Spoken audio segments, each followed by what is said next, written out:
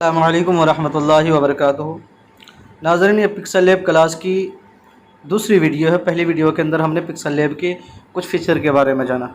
तो आइए आज की इस वीडियो में हम इस वाले फ़ीचर के बारे में जानकारी हासिल करेंगे कि इसके अंदर क्या क्या चीज़ें हैं और ये कैसे इस्तेमाल किया जाता है। तो आइए हम इस पर जब क्लिक करते हैं तो देखिए ये ब्लू कलर में हो गया। इस पर हमने जब क्लिक किया तो सबसे पहला जो ऑप्शन खुलकर सामने आया वो है स्टिकर का। इसमें देख सकते हैं इसे बहुत सारे स्टिकर है जो आप अपने डिज़ाइनों में से इस्तेमाल कर सकते हैं। बहुत सारे स्टिकर है, आप अपने डिज़ाइनों के अंदर इस्तेमाल कर सकते हैं। इमोजीज़ भी है। तो ये पहला ऑप्शन हुआ स्टिकर का। उसके बाद हम चलते हैं दूसरे ऑप्शन की तरफ। तो यहाँ पर आप देख सकते हैं कि दूसरा वाला ऑप्शन है इंपोर्ट का। इंपोर्ट का क्या काम है और इसको कैसे इस्तेमाल करना है। तो इंपोर्ट का ये काम है कि आप अगर चाहते हैं कि अपने डिज़ाइन के अंदर कोई चीज़ हम लाएँ अपने गैलरी से, अपने मोबाइल से, तो उस वक्त आपको इंपोर्ट का ऑप्शन इस्तेमाल करना होगा। आप इस पर क्लिक करेंगे तो आप अपने गैलरी के अंदर पहुंच जाएंगे। तो चलिए मैं यहां से एक आपको इमेज लाकर दिखा देता हूं।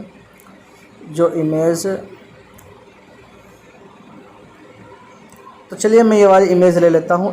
अब यहां पर जब हम इस पर क्लिक किया तो हम यहां पर पहुंच चुके हैं। अब यहां पर बहुत सारा ऑप्शन है। ये साइज़ है कि आप किस साइज़ में लेना चाहते हैं। आप 1x1 में लेना चाहते हैं या 16:9 में लेना चाहते हैं। आप जिस साइज़ में लेना चाहते हैं आप ले सकते हैं। बाकी अगर आपको लगे कि नहीं मुझसे गलती हो गई, जो पहले साइज़ थी वही साइज़ लेना है, तो आप इस पर क्लिक कर दें और यहाँ से इस ताले पे क्लिक कर दें। तो जो पहले जो साइज़ थी, पहले जो पोजीशन था वही पोजीशन पे आ जाएगा। उसके बाद इसका क्या काम है, इससे के ज़रिए आप इसे रोटेट कर सकते हैं, यानी घुमा सकते हैं। और सेम इसका भी वही काम है। उसके बाद यहाँ पर आप देख सकते हैं नीचे इसके ज़रिए आप इसके एंगल को तब्दील कर सकते हैं, यानी आप इस साइड से उस साइड ला सकते हैं। यहाँ पर देखें कि कुछ इस तरह दबाया मैं तो एंगल तब्दील हो गई। तो इसके ज़रिए भी आप वही काम कर सकते हैं। उसके बाद अगर आप चाहते हैं कि नहीं मैं इसको जो क्रॉप करूँ, इसको ले जाऊँ तो मैं सर्कल में ले जाऊँ यानी गोल करके, तो आप इसके ज़रिए इसे गोल भी कर सकते हैं कुछ इस तरह से। उसके बाद आप यहाँ से ओके कर दें तो आप अपने डिज़ाइन के अंदर पहुंच जाएंगे। और जो अपने डिज़ाइन के अंदर पहुंचे तो देखिए वही सेटिंग है जो आपने तहरीर के अंदर यानी टेक्स्ट के अंदर सीखा है। डिलीट का है, क्रॉपिंग का है, कॉपी का है, टू फ्रंट टू बैक, वह सारा ऑप्शन वही है जो आपने पिछले वीडियो के अंदर समझा है। अब यहाँ पर दो ऑप्शन और है, आज इस दो ऑप्शन के बारे में हम बात कर लेते हैं। यहाँ पर आप देख सकते हैं कि एक ऑप्शन है इरेज़र का और दूसरा है इरेज कलर का। इन दोनों का क्या काम है, तो चलिए सबसे पहले हम तो समझते हैं कि इरेज कलर का। इसका ये काम है कि इसके पीछे जो बैकग्राउंड है ब्लैक कलर में, आप चाहते हैं कि हम इसको इरेज करें एक बार में या एक साथ में, तो आप इसका इस्तेमाल कर सकते हैं। तो हम इसे जब इनेबल करेंगे और यहाँ से हम इनेबल करेंगे तो देखिए यहाँ से कोई कलर गायब नहीं हुआ, इसलिए कि इसके अंदर कोई सफ़ेद कलर नहीं। यहाँ पर आप देख सकते हैं कि यहाँ पर सफ़ेद कलर सेलेक्ट किया हुआ है, तो जो सफ़ेद कलर होगा वो खुद ब खुद यहाँ से इरेज हो जाएगा।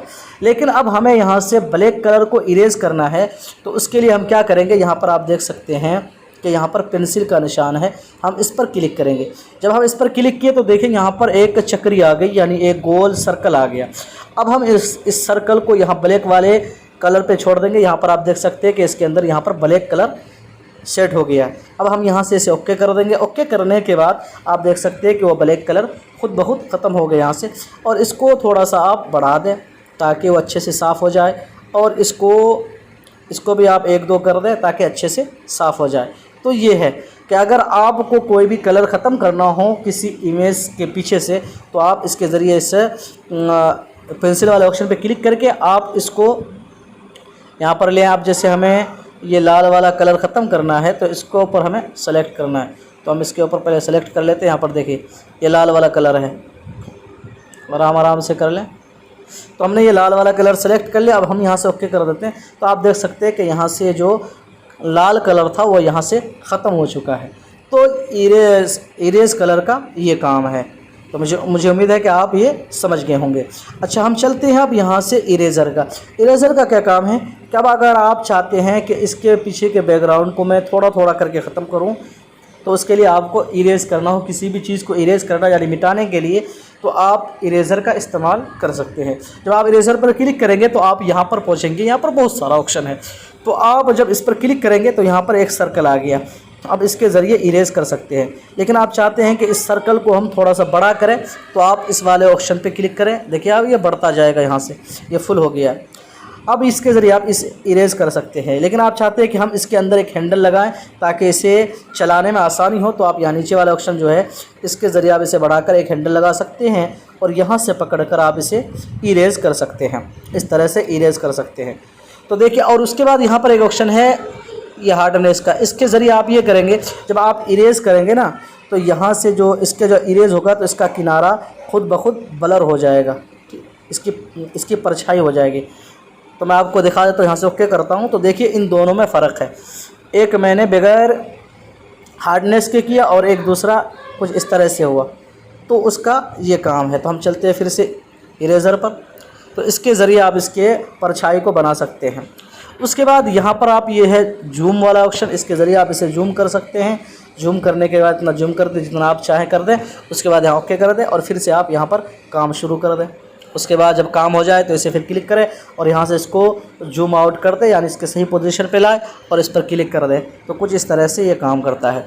उसके बाद इसका काम ये है कि इस वाले ऑप्शन का, कि अगर आपको लगे कि नहीं ये कुछ ज़्यादा गलती हो गई और कुछ ज़्यादा कट गया, तो आप इसके ज़रिए पीछे हो सकते हैं, यानी पीछे जाने का नाम इसको अंडू कहते हैं। उसके बाद यहाँ पर एक ऑप्शन ये है, देखिए यहाँ पर ये वाले। अच्छा, इसके ज़रिए क्या हो सकता है कि इसके लिए जैसे हम इस पर क्लिक किए तो देखिए यहाँ पर एक सर्कल आ गया। हम इसको सर्कल को इतना कर लेते हैं। अब अगर आप चाहते हैं कि सर्कल के अंदर जो जगह है वो बाकी रहे, बाकी इसके बाहर जो जगह है आसपास ये जगह है, ये खुद इस पर, तो देखिए मैं इस पर क्लिक करके दिखा देता हूँ आपको। जब इस पर हमने क्लिक किया तो इसके बाहर जो जगह थी वो इरेज हो गया। अब अगर चाहते हैं कि आप इस सर्कल के अंदर जो जगह है वो इरेज हो जाए, बाकी बाहर की जो जगह है वो रह जाए, तो आपको इस वाले ऑप्शन पे क्लिक करना है। जब आप इस पर क्लिक करेंगे तो देखिए इसके अंदर जो जगह थी वो खुद ब खुद इरेज हो गया पूरा। अब ये बाहर की जगह बाकी रह गई। तो मुझे उम्मीद है कि आप ये भी समझ गए होंगे। चलते हम पीछे इसके बैक कर लेते हैं। उसके बाद हम यहाँ आ जाते हैं। ये दो ऑप्शन था जो आपने समझ गया होगा, बाकी जो ऑप्शन है वो सारा सेम है जो आपने तहरीर के अंदर यानी टेक्स्ट के अंदर आपने समझा है। तो चलिए हम इसे डिलीट कर देते हैं और बढ़ते हैं अगले वाले ऑप्शन की तरफ।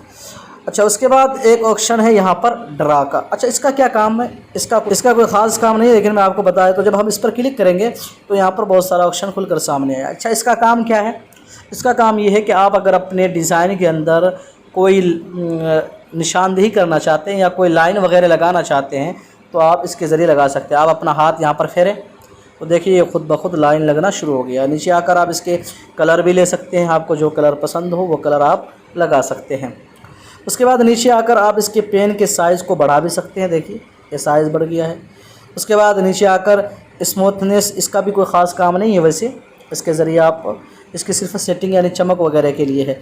उसके बाद यहाँ पर ऊपर 3 ऑप्शन हैं, यहाँ पर आप देख सकते हैं। इन 3 ऑप्शन का क्या काम है? ये अंडू का काम है, यानी आप इसके अंदर दबाएंगे तो बारी बारी एक एक लाइन करके ये ख़त्म होगी। और अगर आप इसके ज़रिए इरेज़र का ऑप्शन है, इसके ज़रिए आप इरेज़ कर सकते हैं, कितना इरेज़ करना है और कहाँ पर इरेज़ करना है, कुछ इस तरह से। उसके बाद ये बीच वाला ऑप्शन का काम ये है कि आप इसको एक साथ सारा जो आपने जो यहाँ पर जो काम किया है वो सारा एक साथ ख़त्म करना चाहते हैं तो आप इसके ज़रिए कर सकते हैं। जब हमने इस पर क्लिक किया तो ये सारा ख़त्म हो गया। उसके बाद नीचे आए तो यहाँ पर एक ऑप्शन है फिल इनसाइड वाला। इस पर जब हमने क्लिक किया तो देखिए यहाँ पर हम जो काम करेंगे तो उसके अंदर जो भी कलर वगैरह है वो खुद ब खुद यहाँ पर उसके अंदर फिल हो जाएगा, यानी वो कलर खुद ब खुद भर जाएगा। तो हम सबसे पहले यहाँ से इसको इनेबल कर देते हैं, इसको डिसलेक्ट। उसके बाद यहाँ पर हम देखें कोई काम करते हैं तो ये देखिए ये सारा इसके अंदर खुद ब खुद कलर भर गया यहाँ पर। तो इसका ये काम है, तो हम इसको भी ख़त्म कर देते हैं। उसके बाद नीचे आते हैं कि यहाँ पर ये इसका क्या काम है। इसका काम क्या, इसके अंदर भी आप एक खूबसूरत लकीर खींच सकते हैं। तो यहाँ पर देख सकते हैं कि पहले जो मैंने लकीर खींचा था वो बिल्कुल मुकम्मल एक लकीर थी। अब जो मैं लकीर खींच रहा हूँ तो इसके अंदर कटिंग आ गया बीच बीच में, तो इसका ये काम है। तो चलिए हम इसे भी ख़त्म कर देते हैं। उसके बाद नीचे वाले ऑप्शन के ऊपर क्लिक किया हमने, तो अब जो मैं लकीर खींचने वाला हूँ, अब ये लकीर देखें आप कि इसके जो किनारे हैं वो ब्लर हो गया है, यानी इसकी परछाई आ गई है। अब इस ब्लर को अब कितना बढ़ाना चाहते हैं, यहाँ पर देख सकते हैं। मैं आपको इसको समझा दूँ इस तरह से, देखिए देखिए एक लकीर ये है और एक ये है, एक ये है और एक ये है, इन सभी में फ़र्क है। तो वो फ़र्क कहाँ से आया? वो इस वाले ऑप्शन के ज़रिए और ये ब्लर वाले ऑप्शन के ज़रिए आया है। तो मुझे उम्मीद है कि आप ये भी ऑप्शन समझ गए होंगे। तो चलते हैं हम अगले ऑप्शन की तरफ। अच्छा, उसके बाद ऑप्शन है शेप्स का। शेप्स का काम क्या है? अब देखिए, जो सारी डिज़ाइनिंग होती है, चाहे वो आप डीपी डिज़ाइन करो या आप पोस्टर बनाओ, इश्तिहार बनाओ, तो उसके अंदर शेप्स के बगैर वो डिज़ाइन नामुकम्मल है। तो आप इसके ज़रिए ही कोई डिज़ाइन करेंगे तो ये शेप्स बड़ी अहमियत रखते हैं डिज़ाइनों में। तो जब हम इस पर क्लिक किए तो यहाँ देखिए बहुत सारा ऑप्शन यहाँ पर मौजूद है, बहुत सारी सेटिंगें हैं। तो चलिए हम बारी बारी इसे समझते हैं। तो सबसे पहले हम यहाँ पर क्लिक करेंगे। यहाँ पर देख सकते हैं कि इस पर जब हम क्लिक करेंगे तो यहाँ पर बहुत सारा शेप्स मौजूद है।